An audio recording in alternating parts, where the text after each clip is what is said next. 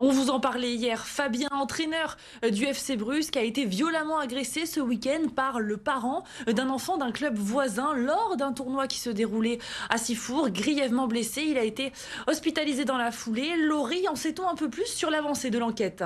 Eh bien, Laura, le suspect s'est présenté de lui-même au commissariat de Sanary-sur-Mer ce mardi matin. L'homme qui avait été identifié dès le début des faits et comme vous l'avez précisé, était le père d'un des joueurs d'un club adversaire à celui de l'entraîneur du Brusque, a reconnu les coups sur la victime et est depuis en garde à vue.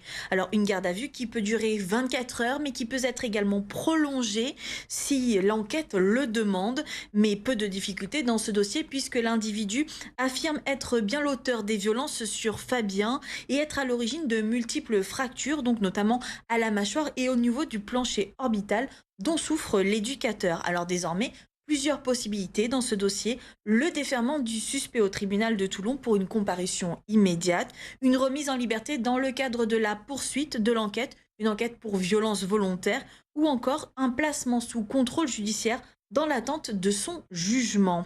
La victime, elle, se remet doucement de ses blessures.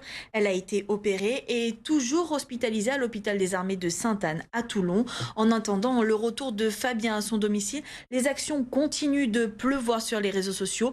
De nombreux clubs de foot varois continuent de publier des messages pour dénoncer des violences de plus en plus récurrentes et présentes sur les terrains de foot et pour exprimer le soutien à l'entraîneur.